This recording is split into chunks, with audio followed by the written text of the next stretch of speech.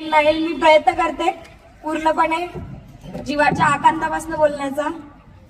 सन्माननीय व्यासपीठावर उपस्थित सर्व अतिथी आणि आजच्या कार्यक्रमासाठी लाभलेले तुम्ही सगळे पाहुणे, या सगळ्या सर्वप्रथम आभार की तुम्ही इथे आला आहात.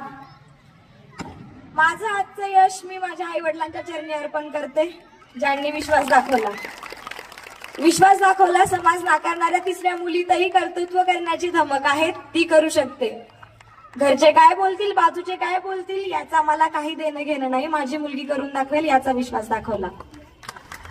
मी माझं यश अर्पण करते माझ्या शिक्षकांना. शाळेत काही येवो ना येवो, मुलगी रोज येते, तिच्यात धमक दिसते, तिला घडवूया, तिच्यावर विश्वास दाखवूया, तिला या पणाला लावूया की ती काहीतरी साध्य करेल.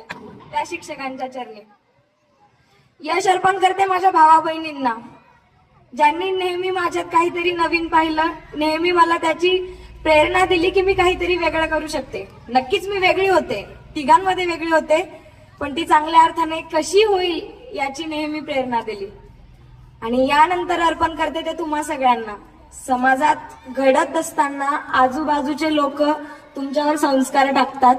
आई वडिलांच्या व्यतिरिक्त तुम्ही ज्या गोष्टीतून घडतात तो समाज, आणि त्या समाजाने तुम्ही सगळे आमूलाग्र बदल करणारे घटक, या सगळ्यांच्या चरणी अर्पण करते. यशोगाथा अशी म्हणता येणार नाही, मी संघर्ष गाथा म्हणेल सर. 5 वर्ष घरापासून बाहेर एकच ध्यास घेऊन निघाले होते की करायचंय काहीतरी.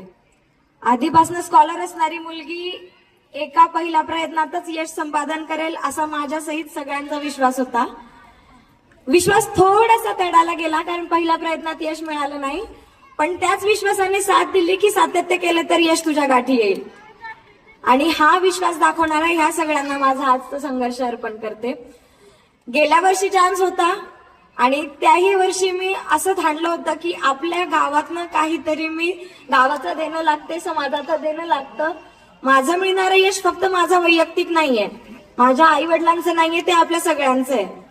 मी इतरांना बघून मोठी झाली आहे, मी इतरांना बघून प्रेरणा घेतलीये, तसं प्रेरणासोबत आपल्याला दुसऱ्यांसाठी होता यावं असंच एक मनात विचार होता सर. पण गेल्या वर्षी पॉसिबल नाही झालं, पण हार नाही मानली, पुन्हा नव्याने उभी राहिले, पुन्हा प्रयत्न केले आणि आज त्याच विश्वासाने त्याच प्रयत्नाने हे यश मिळालं.